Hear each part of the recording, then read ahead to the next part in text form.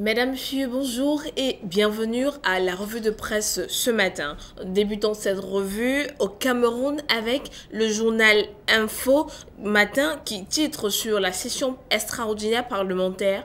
Paul Biya implante le grand dialogue. Dans les mêmes colonnes, le journal informe sur la sécurité alimentaire. 1,4 million de Camerounais en situation de crise. Le résultat découle de l'analyse du cadre harmonisé de la situation nutritionnelle effectuée en octobre dans les régions de l'extrême nord, du nord, de l'Adamawa, de l'est, de l'ouest, du nord-ouest et du sud-ouest. Décentralisation des dernières heures des délégués du gouvernement, titre qui barre la une de l'œil du Sahel. Le journal de l'économie révèle la nomination de Simon Palais, le nouveau directeur général de Tradex. Faisons un tour en Côte d'Ivoire concernant l'accès à l'eau potable. Amadou Gon Coulibaly lance de grands projets, informe Fraternité Matin.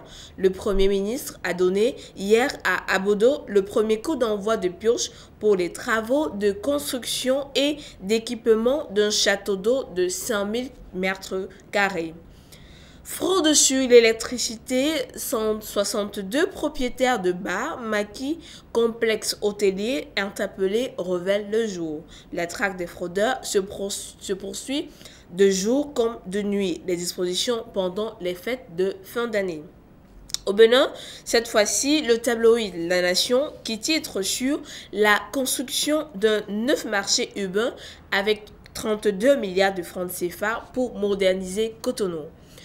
Le matinal, quant à lui, titre sur la quinzaine nationale de l'emploi SALEC. L'ANPE distribue 1704 offres aux jeunes. Burkina Faso, 21e anniversaire de l'assassinat de Norbert Zongo. Retour sur les événements, informe le quotidien numérique. Le journal de l'Angola informe que le Brésil soutient la lutte contre la criminalité urbaine. Au Nigeria, la nomination Mbouairi se tait sur Mongono, chef de service autre. Certains fonctionnaires occupant des postes sensibles au sein du gouvernement fédéral sont restés dans leur bureau malgré le fait que leur mandat ait pris fin. Les résultats du Dal Trust révèlent que d'autres sont toujours en fonction en raison de l'ambiguïté des lois établissant les organismes qu'ils supervisent.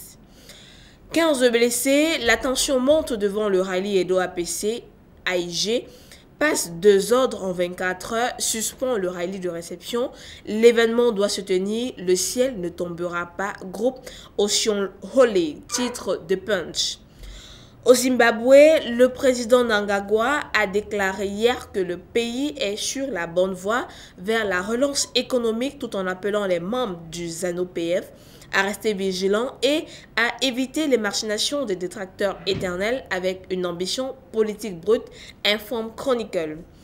The Herald révèle que le gouvernement se tiendra aux côtés de ceux qui ont été dupés par les barons de la terre dans les zones urbaines et punira les coupables, a déclaré le président Mnangagwa.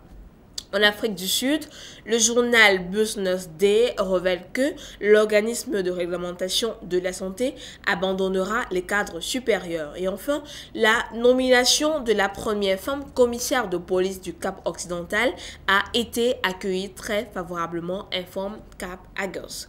Mesdames, Messieurs, c'est ici que s'achève cette revue de presse. Nous vous souhaitons un bon début de week-end et bonne suite de programme sur Fricati.